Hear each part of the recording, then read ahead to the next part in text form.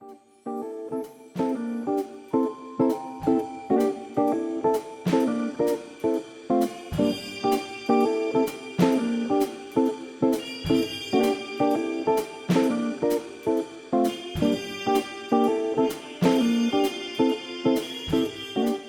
Spring Museum is an absolute gem of a resource in Sandy Spring, Maryland. It is a very small but mighty museum that has incredibly diverse programming, not just arts, but all sorts of events that come out of that museum. Some are online, most are in person. We are very happy to be able to partner by having this online event. Um, and I am going to and I'll mention it a couple of times, I'll put a little note in the chat that because Sandy Spring Museum so generously sponsors us, if you are inclined to offer them some support through either a donation or by becoming a member, please do. There's no requirement for you to do so. This event is free, and we're so happy you're here. Because we have a couple of people who are new to MoCo Underground, I just want to set the stage by telling you a bit about it. And if you didn't see the note, we are recording this event. I am very delighted to say that Montgomery Municipal Cable TV, which is one of our local cable TV stations run through the government, is also one of our partners. And what they do is when we do our live performances, they record them live and then they broadcast them. And when we do it online, we record it and we give it to them, and they do a little bit of magical editing and then they present it. And the idea about all of that is that we want to reach more people. And the other thing that we want to do is that we want to show our appreciation for the funders that provide funding for the museum. And one of the ways that we do that is by having documentation of events like this. They're able to go back to the folks that give them grants and let them know, hey, this has a community impact beyond just our local museum, but it reaches people in other parts of the country too. So I wanted to mention that. And MoCo Underground has been in operation for over 6 years now. It was started by an absolutely wonderful writer and literary citizen named Julia Taglieri. Julia became a friend of mine because I was looking for opportunities to go listen to people read their work, to read my own work. And I discovered this practically right in my backyard in Montgomery County, Maryland. And for those who are joining us from out of town, MoCo stands for Montgomery County. We call ourselves MoCo, so MoCo Underground. And she started this 6 years ago, and it has just been a really beautiful community resource. 6 times a year, we have these readings. Typically 3 are online and 3 are in person. And we like doing these online ones because sometimes people are out of town, or we can invite our friends from out of town to join us. So and some people are not able to come in person. So it's just a great way to reach people through different media. And so that's a little bit about MoCo Underground. Julia, after 6 years of helming this, which was quite a big project, she was ready to step down. She looked for new people to take over. And me and my new colleague, Pierre Lane, who has been corresponding with several of you who are reading tonight, he has taken really the lead role in doing this. Unfortunately, he is out of town working and may be able to join us at the very end. I hope he is, but he is not able to be with us right now. So I get to host you. And let's see. So that's a little bit about MoCo Underground. And I'll be saying more about, for those who are interested in reading their work in the future, how you can become a reader. We've got several more events this year, one more in person, one more online. And we welcome people who are at any stage in their writing. So you can be very new to writing, you can be someone that has committed your life and career to writing. And that's part of what I find so delightful about how Julia set this up, is that she really wanted it to be a welcoming environment for all readers and all listeners. And so if you feel that little urge, that prompt to want to join along, we hope that you will do so. And I'll give you information about how you can do that a little bit later. Um, so with that, I'm going to just, because a few new people have joined since then, I just once more want to upload the bios. So in the chat room, you will see that I'm uploading a document which has the list of everyone that you're going to hear read this evening. You can click on it and it will download for you. And then you can save that and you can take a look at our bios at any time that you'd like to. Okay. And with that, I would,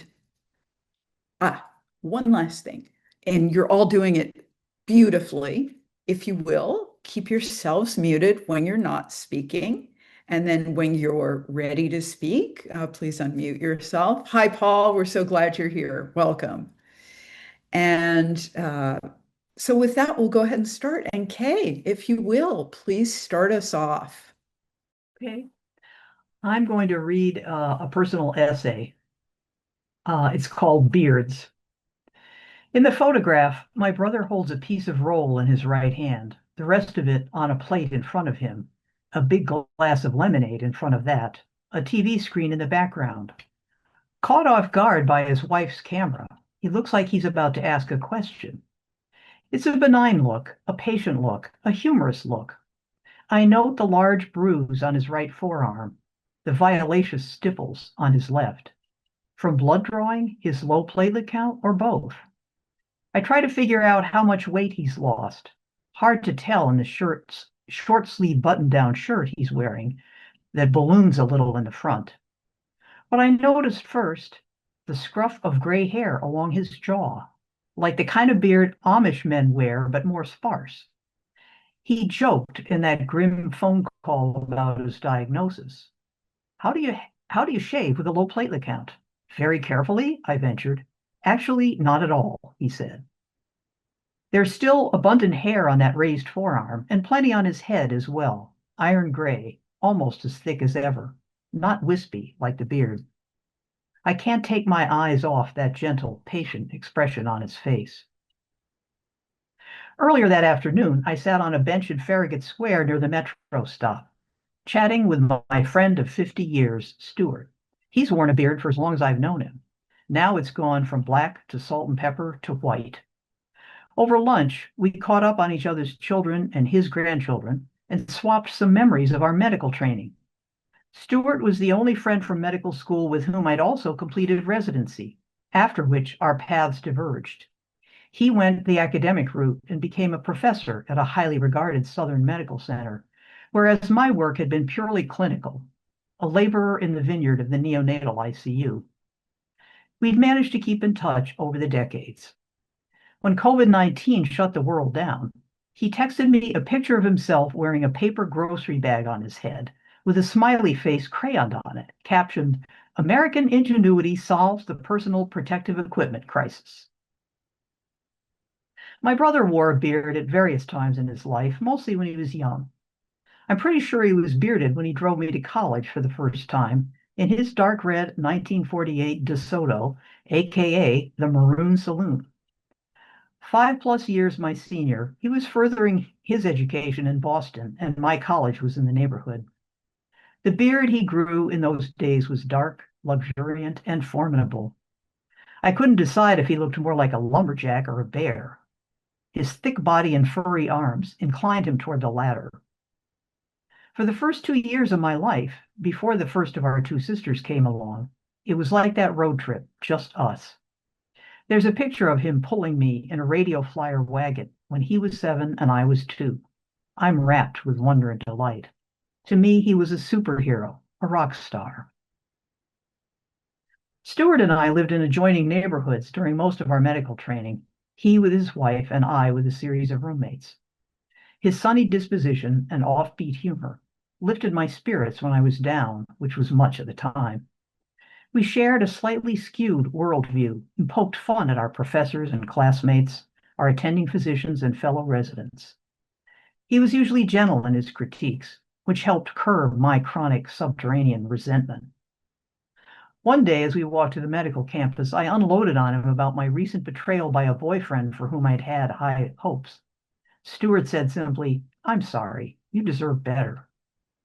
There was a time during our internship when he was being courted by another training program in the city.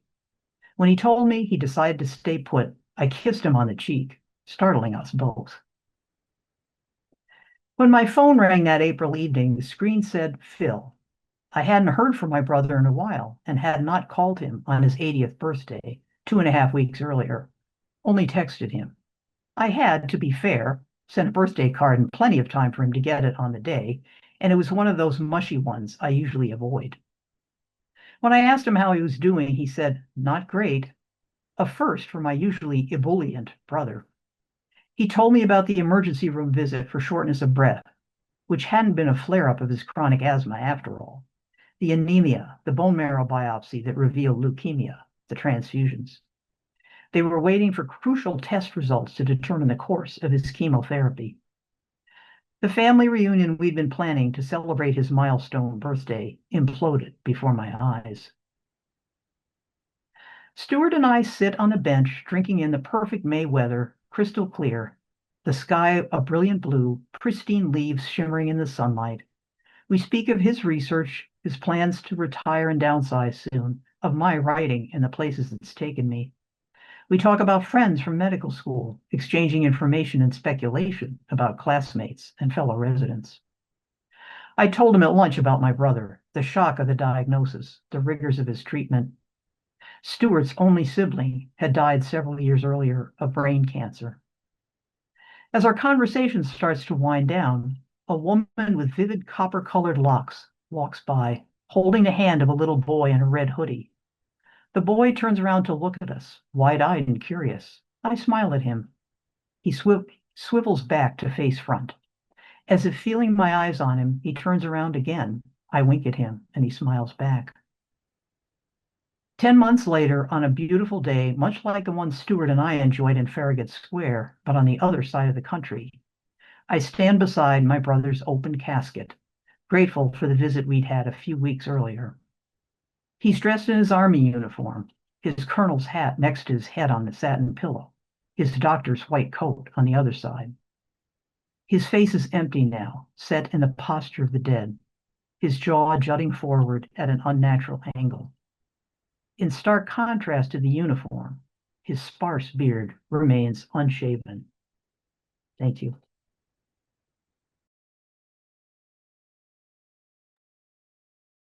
Beautiful, Kay.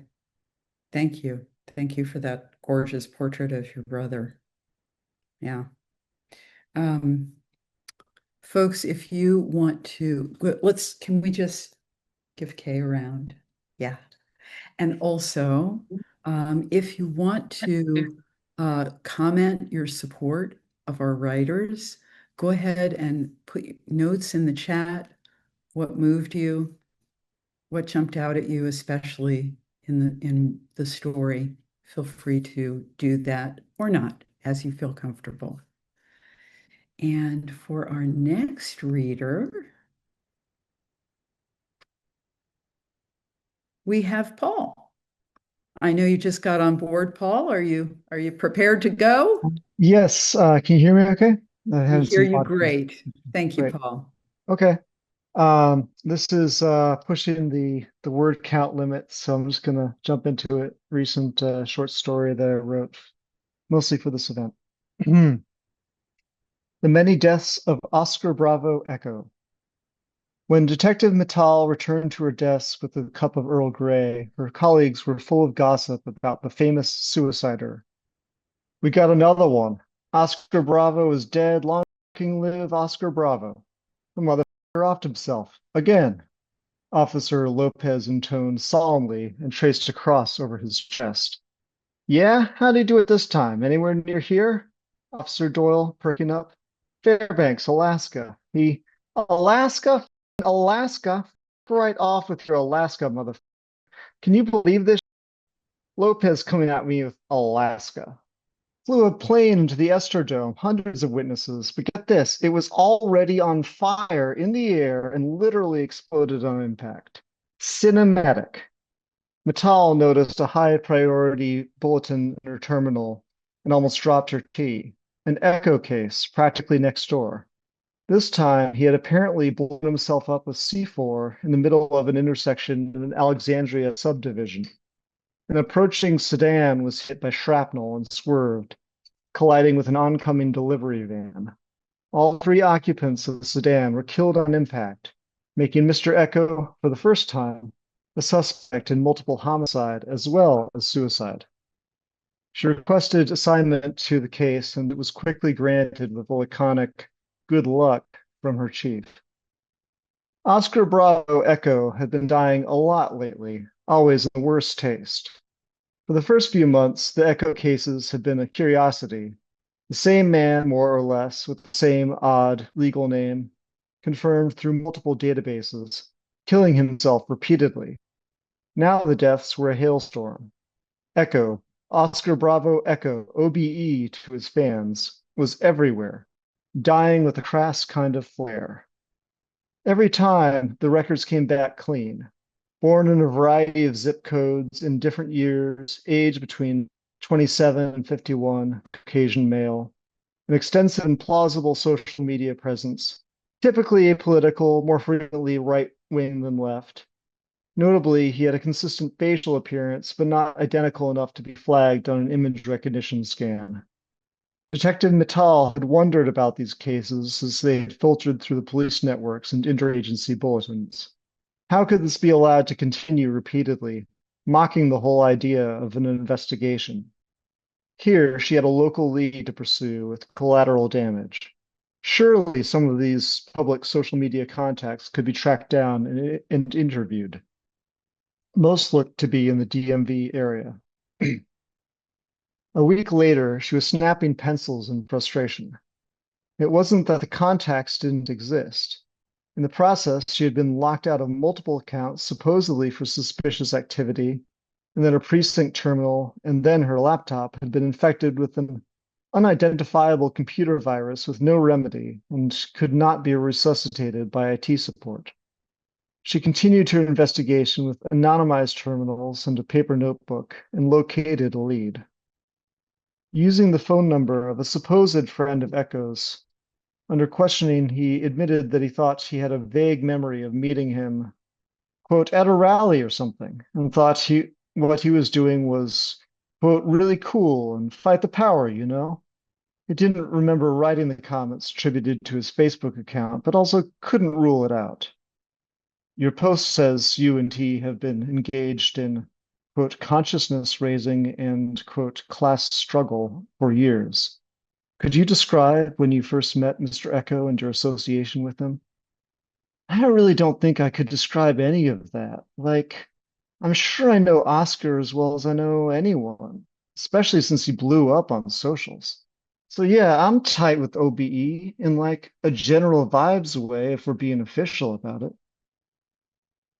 The genetic analysis of the remains came back, and as she expected, no ties to open cases, except that this one was closely related to all 50 of the other echoes processed in suicide cases, a vast assembly of apparent fraternal twins.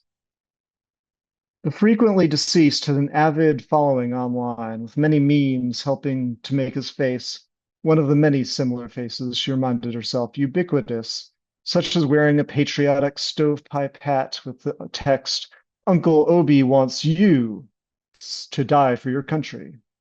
Other graphics called for Echo for President and the slogan, We're all just meat. or the graphic of a deadly shootout between one echo and another. A group called Obi's Posse took credit for some of the memes and claimed to speak on Echo's behalf to say that his many deaths were a signal for, quote, all you liberal snowflakes to, quote, go off yourselves already.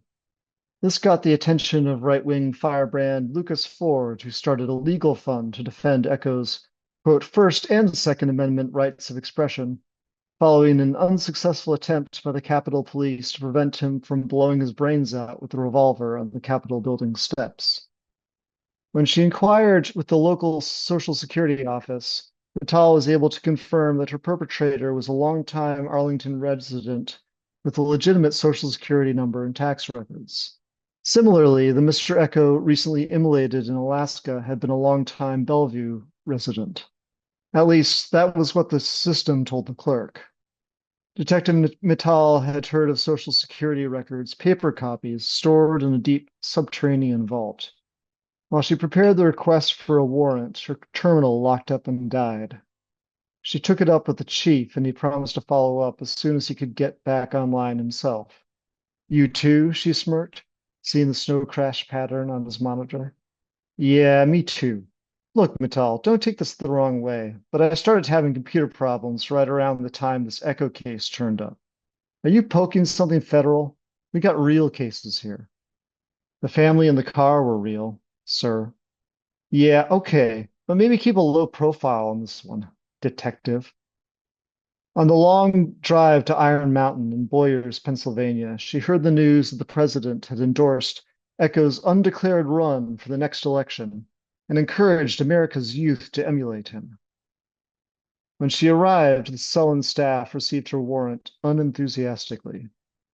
Social Security records for Oscar Bravo Echo? Really? Sure you don't want Bart Simpson? Echo was involved in a multiple homicide. This is the real world, not a cartoon.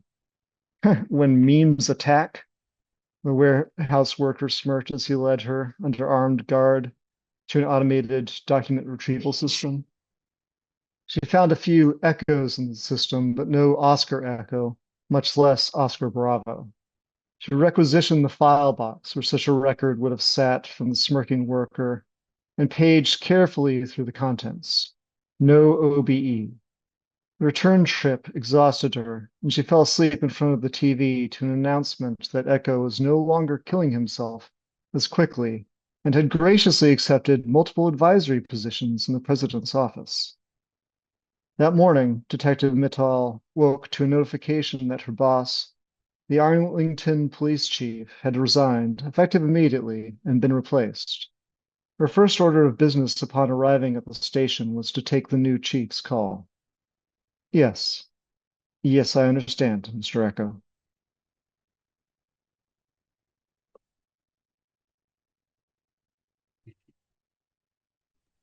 Fantastic, Paul. Thank you so much.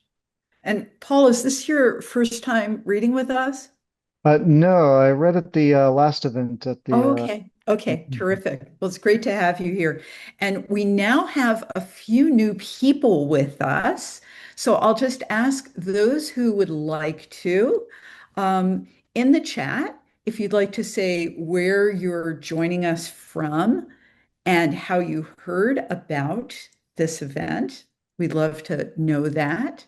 The other thing that we're doing, just to mention it for those who are just were able to join us now, is if you have comments that you'd like to make in the chat about what moved you, what especially jumped out at you in the story, feel free to make those comments.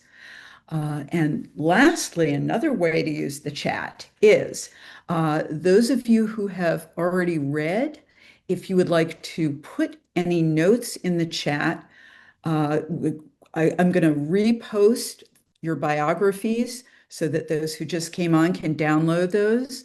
That's a document with everyone who's reading their biographies. But if you have a project that you're working on, a writing piece, a book that you have available, a website that you want to share, and you are one of our readers, please feel free to put that in the chat. Okay, and let me just quickly upload that bio sheet. So that lists all of tonight's readers, and you can download that and take a look at their bios whenever you wish. In any case, so nice to have everyone here, especially want to welcome the folks that have just signed on. And now we will move on to our next reader, and that is Laura Ellis. Good evening, everyone. I'm Laura Ellis, and the title of my piece is called Hidden Bricks. Life be lifin' is a phrase I had never heard before a fellow church member used it in one of our conversations. She didn't need to explain to me what it meant. I just knew. Like all phrases that describe the unexpected circumstances of life, whether they're joyful, sorrowful, fearful, overwhelming, or just something that makes us angry. We must choose to deal with them as the best we can, because burying our heads in the sand, getting high or drunk, doesn't make whatever we must face go away. It may delay, but it doesn't go away. I was away 3 weeks right at the end of the 2025-2026 school year. One of my students was chosen to be a Bezos Scholar, and we and other students and educators spent a week in Aspen, Colorado with the Bezos Foundation, attending the Ideas Festival. I went straight from Aspen, where many of the 1% have their vacation homes, to downtown Denver, Colorado, to attend the National Educational Association Representative Assembly as a state delegate from Maryland. There is a great difference between Aspen and downtown Denver. And that became acutely apparent as I struggled with my luggage on my way to my hotel when a man came out of a building and let his dog be right beside me. Life be lifing. I kept it moving and got to my hotel. My last conference, and by far my personal favorite, was A Quest for Freedom, the in-person Teacher Institute presented by the Reginald Lewis Museum in downtown Baltimore City in Maryland, with the partnership of the Maryland Public Television. I was adjusting to post-conference conditions and was happy to be home and glad that my grass and my mother's house grass was cut and neat when I looked and discovered her flower beds were full of weeds and the back and side gardens were completely overgrown. Did this all happen in the 3 weeks I was attending the conferences? Wait a minute. When was the last time I did any weeding? Now everything looked like a hot green mess. Life be lifing. Gardening is something many people hate. I understand why. It's a lot of work, but I love gardening and always have. When I was a girl, my mother's father gardened. I loved him very much, and he helped me set up my own vegetable garden in our backyard. I grew all types of vegetables. The dirt in Detroit, Michigan, where I grew up as a child, was black and rich, but the growing season was short, so we always planned what we were going to do while snow was still on the ground. My father's mother loved flowers. She had them everywhere around her house. The front flower beds, down the driveway, and her backyard was a bonanza of flowers. She got me into flowering as well. It was our special activity together. I realize now how blessed I was to have 3 grandparents in my life that spent time with me doing what they loved. The only one I never really spent or saw was my father's father. We called him Big Papa. It was because they didn't have a good relationship. Big Papa was abusive and used to beat my grandmother. It was bad. He would often get drunk and waste all his money he made on whatever or whoever he wanted, leaving his wife and 3 sons without essentials. Life was lifing. My grandmother stepped up and worked and eventually got a job on the assembly line at Chrysler. As soon as my eldest uncle was 18, she divorced him because at that time, women could not have bank accounts in their own name. Life, you got it, be lifing. My grandfather was a very talented person despite his abuse. He built homes, he operated machinery, and my father could drive a tractor at the age of 10. My father tried to work with his father, but the neglect and abuse was too much. He couldn't even stand to be around him. My father loved to garden, but this passion did not come until after he retired and after the passing of his mother and my mother's parents. Finally, he had time on his hands and he began to garden. When we moved here to Maryland, we built our home, and that's when his creative genius to gardening just took on a new life, including bricklaying. Dad incorporated all types of pots and planters in his garden design as well. And guess who was right beside him, helping him? You got it, that was me. As Dad entered his late 70s and early 80s, he slowed down a bit.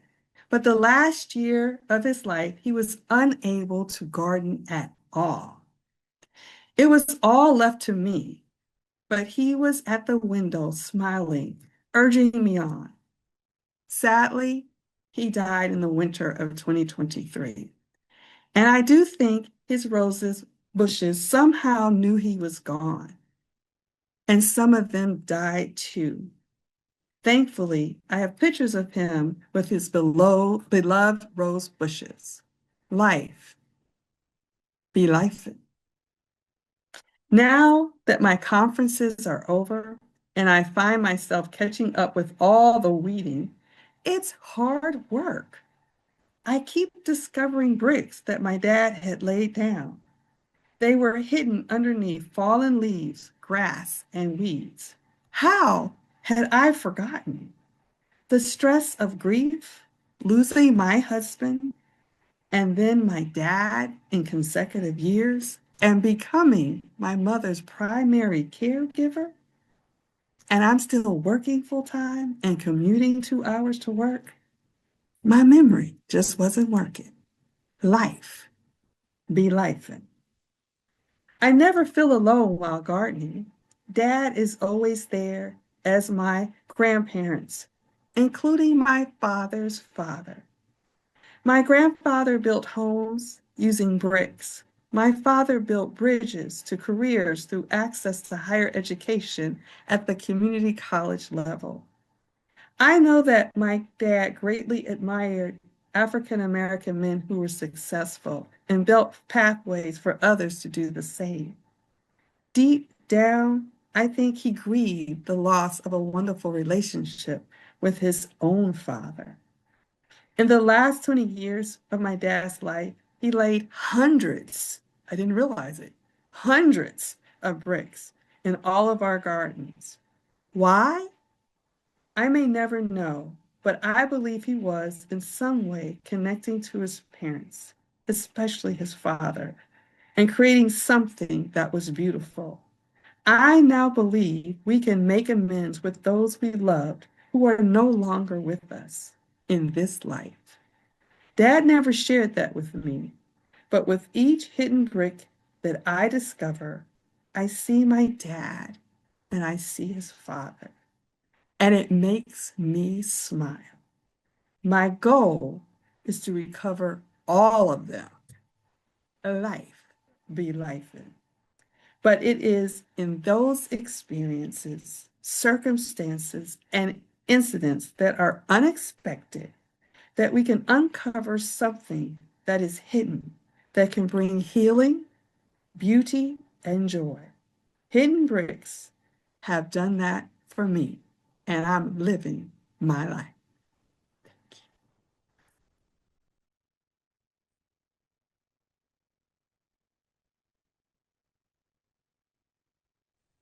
Thank you, Laura.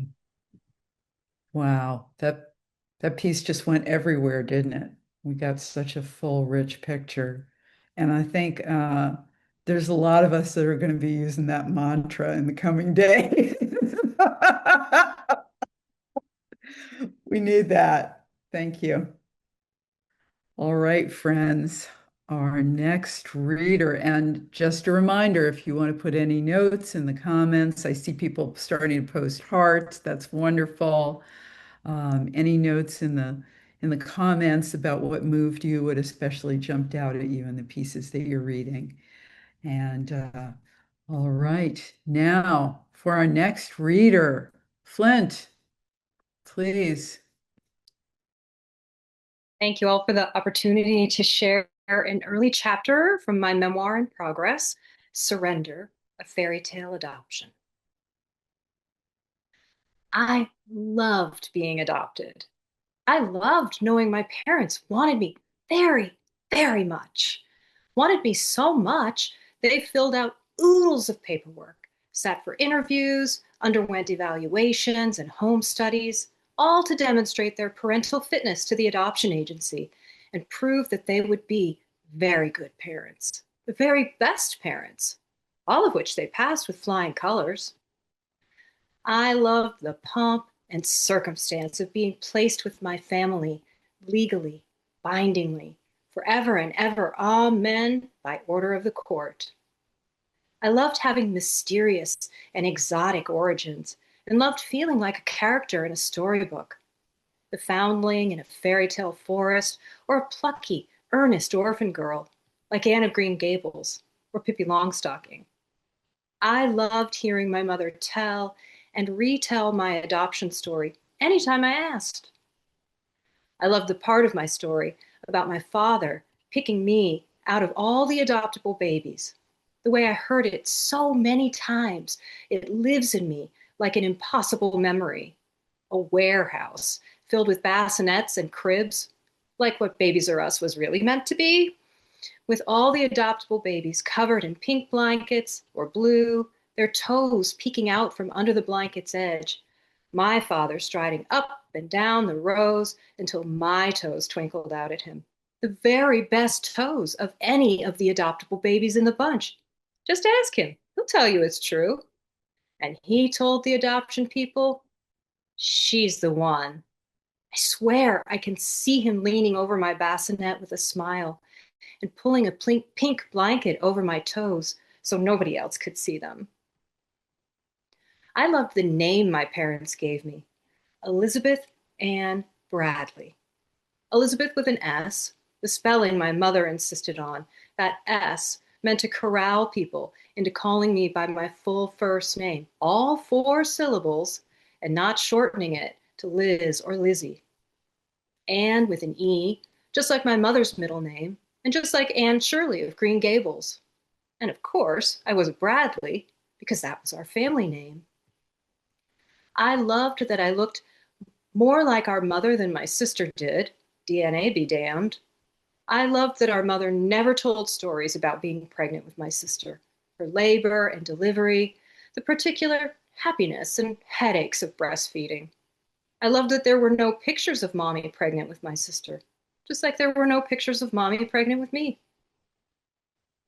I loved being the only American-born, aka Yankee, in our immediate and extended family, and that everybody else was born in Canada, including my sister, who was just 6 months old when Daddy got transferred to a new job in the States. I loved that there was historical precedent for adoption in our wider family.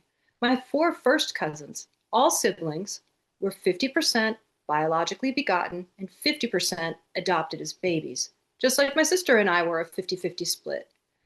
And no one in our whole entire family thought there was anything noteworthy about this arrangement, except perhaps that my 2 adopted cousins were browner than the rest of us, even browner than Grandpa Heslop out on the boat in Georgian Bay, or my olive-skinned mom after summer in the Florida sun.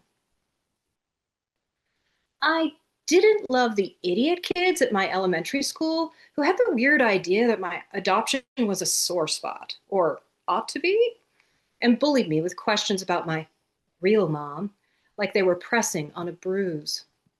Why did your real mom give you away? Do you know where your real mom is? You don't even know your real mom's name, do you? I knew being adopted was part of what made me such a nifty kid. And while I may not have understood at that age all the mechanics of how kids were biologically begotten, I was quite certain there wasn't anything remotely special about it. So I shrugged off their stupid questions like a horse shrugging off flies, just a momentary nuisance in the environment. My real mom is Judith Ann Heslop Bradley from Toronto, Ontario, Canada, and she and my real dad actually chose me. Right now, she's at home sewing my Pocahontas costume for Halloween and making granola. I bet your mom is at the store right now buying you sugary cereal and a costume from a box. Your parents made you in the same old way every other kid gets made and got stuck with what they got. How do you know you weren't an accident? How do you know they even wanted you at all? Of course, my polite Canadian mother was raising me to be a polite honorary Canadian daughter, so I didn't say any of that. I responded as any polite Canadian would, with a simple, "Pardon? My mom is my real mom, just like your mom is your real mom." Then used the fact that I was born entirely deaf in one ear to my advantage and tuned them out. Truth be told, the two people I felt sorry for in this whole adoption dealio were my sister, who was saddled with the whole ho-hum way of becoming our parents' daughter, and my biological mother for giving me up in the first place.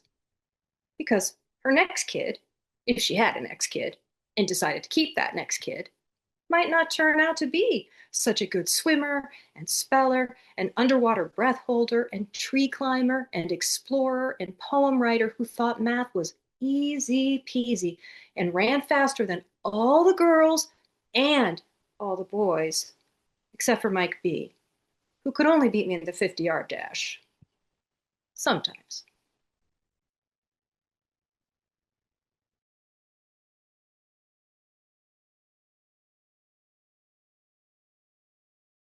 Thank you, Flint. I felt like we got to be with you at all these different ages. Lovely to hear you. Let's see. I'm reposting the bios one more time because a few new people have signed on, and welcome to the new people that have joined us. We're so glad you're here. You can download you can click in the chat and download the bios of all of our wonderful readers tonight. All right, folks, we are now at the turn of hearing James. Is it Lehman or Lehman? Lehman. James Auf Deutsch Lehman. bitte, ja. Fantastic. Thank you. Please. Horse Society. I have lately come to the greater respect for the intelligence and societal connection of our equine friends. Bear with me while I set the scene for my latest proof. I was a volunteer at a local park, serving as a sometime guide on the trails and a docent in the museum at the Woodlawn Manor Cultural Park here in Sandy Spring, Maryland. Adjacent to the main area is the headquarters and stable for the National Capital Area Park and Planning Commission Park Police Mounted Units. The fields around the Barn Museum and Manor House are the pastures used by their horses. My story will concern one particular field here. This large field, perhaps 5 or 6 acres, is bounded on the east by north-south running Ednor Road, on the south by the east-west running Norwood Road, and its north and west sides by paved driveways into the park and stables. The roads are popular, well-traveled routes. One Saturday afternoon, about 1 p.m., I had finished my duties and was chatting with another guide by the intersection of the two driveways when we saw a horse being led from the park police stables toward the field gate in front of us. The park police horses are a wonderful mixed collection that includes retired thoroughbreds, race horses, Percherons, cow ponies, and others. They are cared for by volunteer grooms, much dedicated to their charges. The tall, dark brown horse was being led by a woman to the gate. She held the horse's lead, unlatched and opened the gate, led the horse through the gate and unhooked the lead, but did not close the gate. The horse raised up his head, spun around, and took off back through the gate and trotted happily down the driveway toward Ednor Road. My volunteer conversational partner and I glanced at each other. The groom yelled and took off after the horse. Another woman came running up from behind us, went into the field, and closed the gate. She started running across the field toward the far fence. Meanwhile, two other horses who had been quietly grazing in the middle of the field raised their heads and looked out at the commotion. Horse number 1 by now had arrived at Ednor Road and turned right toward the busy intersection with Norwood, tossing his head around, obviously having a grand time. Horse number 2 of the field pair had started toward the Ednor Road fence at a slow gallop. Horse number 3 just stood and looked at the gate, then at horse number 1, then at horse number 2, and waited. Groom number 1, who was feeling the lack of conditioning she didn't have, was slowly as she went down the driveway toward Ednor Road. Horse number 2 arrived at the fence. Horse number 1 arrived at horse number 2, and they appeared to be conferring, nose to nose, across the fence. Groom number 2 was making her way across the field toward that fence. Horse number 1 bobbed his head up and down, continued on toward Norwood Road a ways, and then abruptly turned around and started back toward the driveway. Horse number 2 on his side of the fence turned, followed along on his side of the fence toward the driveway. Groom number 2 had now turned around and was racing back toward the gate. Groom number 1 was resting, and having seen horse number 1 turn around, waited. Horse number 1 turned the corner, trotted back down the drive, being shouted by horse number 2 on his side of the fence. They passed by groom number 1, who shook her head and followed them back toward the gate. Meanwhile, groom number 2 had turned around and had arrived at the gate, unlatched it and opened it wide, looking behind her at the other horses in the field. Horse number 3 continued watching this mini drama from his middle of the field. Horse number 1 arrived at the gate, turned into the field, and he and horse number 2 trotted over to where horse number 3 was in the middle and joined together, the three of them. The three stood nose to nose, tails flicking for several minutes. I had the distinct impression that these three horses had enjoyed this joke on their humans. Groom number 2 closed and latched the gate, spoke to groom number 1, and they walked back toward the stables. What did horse number 2 say to horse number 1? I know there was some communication down by the fence. There was distinct intent in horse number 2's action. Pardon me. He went to the fence on purpose. I cannot say if one looked older than the other, but hey, experience over youthful exuberance? Have your fun, but it's dangerous out there. And hey, remember all those carrots and apples we sometimes get in the stable? And horse number 3, an old timer, no doubt. She's seen it all before. Dumb teenager. Oh, they'll learn, maybe the hard way. The way these three horses stood together after their adventure, three buddies, maybe having a cup of coffee, pardon me, alfalfa, to discuss the lessons learned. My buddy and I talked about what we had just witnessed. Horse society. The two grooms just walked past us, shaking their heads. Perhaps they had only witnessed just another sign of horse society. Dumb animals? Not so much.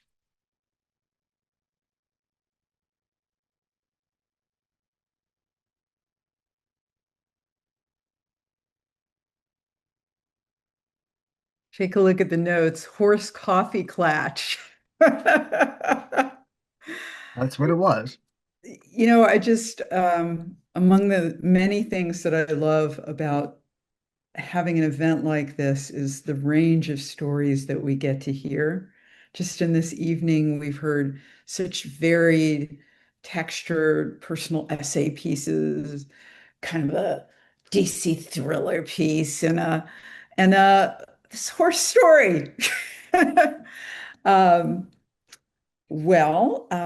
just for those who just were just now able to join us, in the chat is a copy of the, let's see, I tried to just upload it one more time, I'm going to upload one more time a copy of the bios of all of our readers, which you can just click on the document and it'll download, and you can read all about these fabulous folks that you're getting to hear read tonight.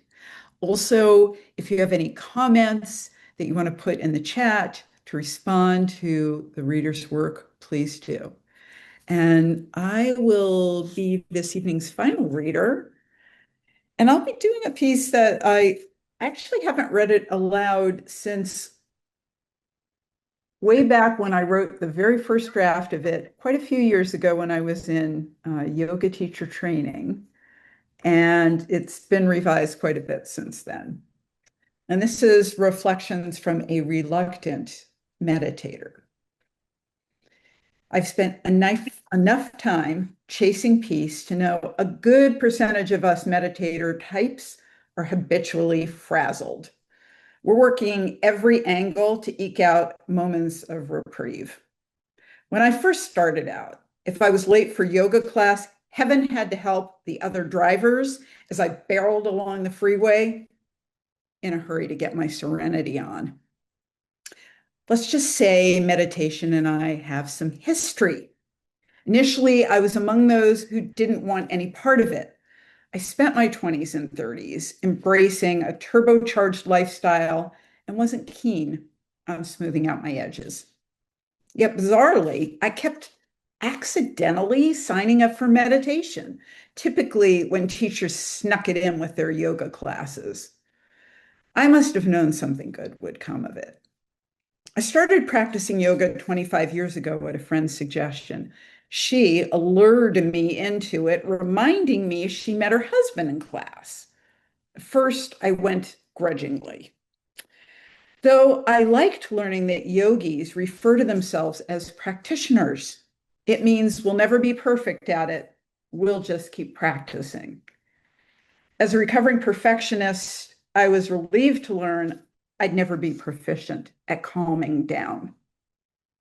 My passion for nonstop activity meant that while I embraced the movement segments of yoga, I could barely tolerate the meditative sequences, especially the final resting pose, when we lie on our backs and relax. For years, my mind responded with, when will this end? Should I get sushi for dinner? My thoughts could even turn on me with lines like, can't you hit the off switch even for a minute? Sometimes I bolted from the resting pose before class was over, disrupting my classmates. As it turns out, the years I've spent in hot pursuit of a calmer state have had a positive effect. My mom says I'm not so short with her anymore.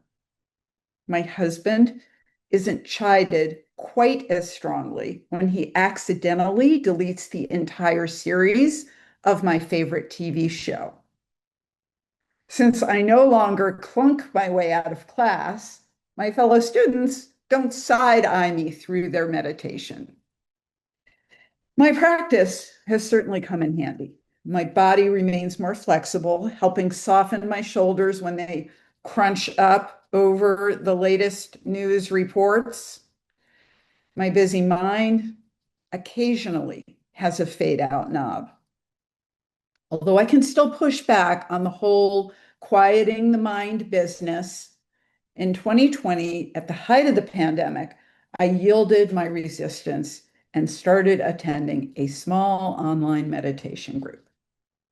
Even so, my interior world frequently reverts to its native anxious posture. So I keep taking another turn on my yoga mat, another crack at my entirely imperfect meditation practice. I don't pressure myself to be a world-class meditator. Most mornings, if all I can do is set the timer for 10 minutes, good enough.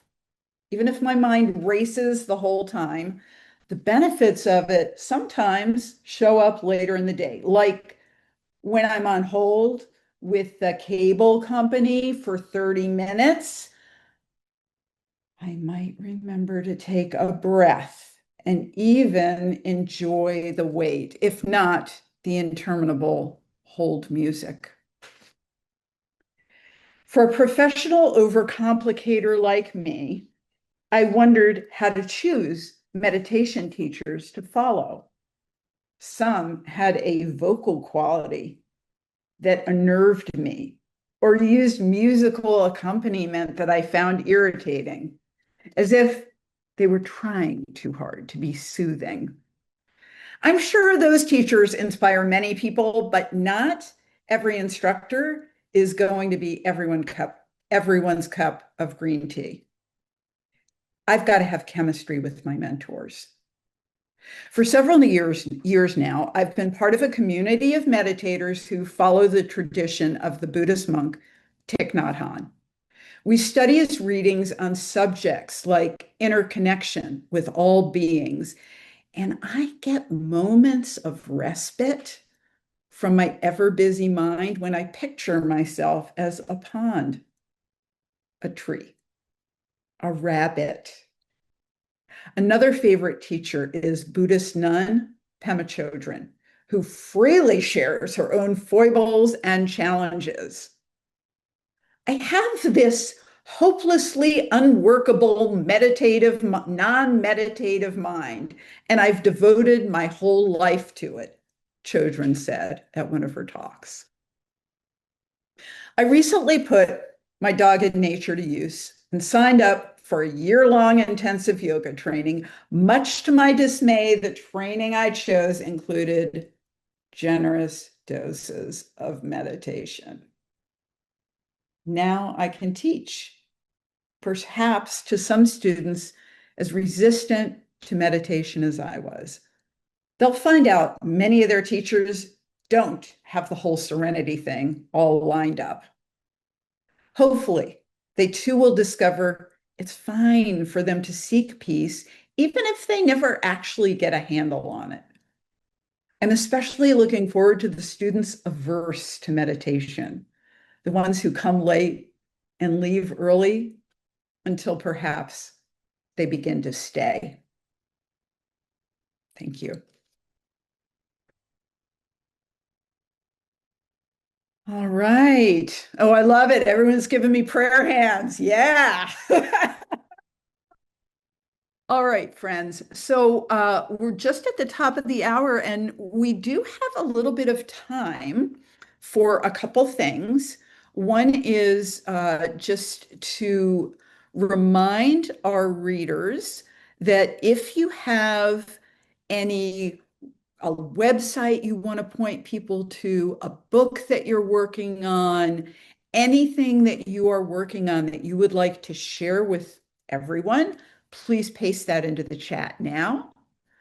I will also, for those that joined us late, I'm going to paste a couple of things into the chat. Actually, one new thing and one previously noted item, which is that I remain extremely grateful that this program is sponsored by the Sandy Spring Museum, an absolutely glorious little gem of a museum in Sandy Spring, Maryland.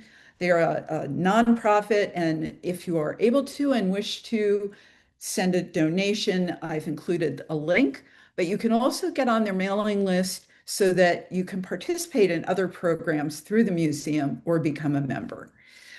The other thing that I want to mention is that if you are interested in reading at one of these events, hang on, I'm just copying and pasting the information on how you too can be a reader.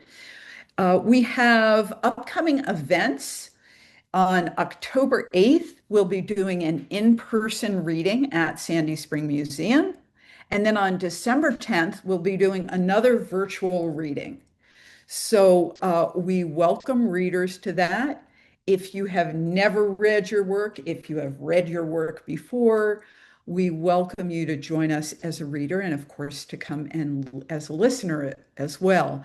So those are the dates. If you want to get on our email list or you want to submit your work to be a reader, I've included in the chat mocounderground@gmail.com is how you can send us a 1,000 word, approximately 1,000 word story and your bio and a headshot. And if you don't manage to get all that down right now, just shoot us an email. We're also happy to add you to our mailing list.